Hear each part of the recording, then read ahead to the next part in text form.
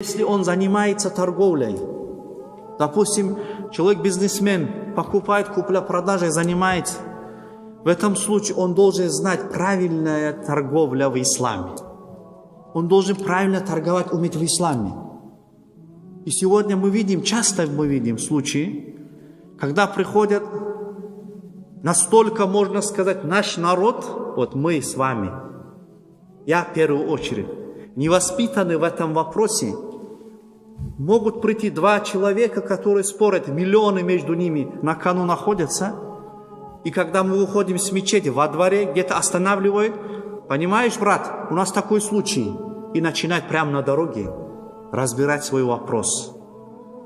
А когда их останавливаешь и говоришь, это не такой вопрос, который может где-то в парке сидеть или во дворе стоять, решать. Когда ты идешь, допустим, в суд или так далее, вот светский, российский суд, сколько там есть, как говорится, процедур, которые нужно выполнить. А ты хочешь за 5 минут ответ найти, присвоить чужие миллионы. В этом случае мы ошибаемся, братья. Есть специальные правила в исламе, как правильно решать такие вопросы. И я почему именно затронул эту тему? Не из-за того, что сейчас мы хотим разъяснить, как правильно разбирать такие вопросы. Это нам не нужно, это имамы пусть решают эти вопросы.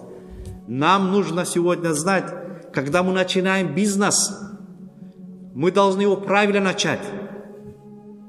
Как попало не начинать. Начинаем как попало. О, брат, конечно, я тебя очень уважаю, люблю, там и так далее, доверяю. Никакой продажи нету. Арендного договора нету, по исламу совершенно. А потом приходят, разбираются. Если, допустим, не понравится фатва одного имама, они идут другому, третьему и так далее. Это сегодня происходит у нас постоянно. Это есть в Дагестане, может быть и в других республиках тоже. Поэтому, когда человек хочет заниматься бизнесом, если он хочет баракат в этих деньгах, если он хочет разбогатеть и получить баракат для себя, и другим этот баракат раздать, так начинай его, как нужно, по халалу. Не закрывай глаза, когда видишь харам, как страус, когда ему опасно, он голову засовывает и как будто спасается от какого-то хищника.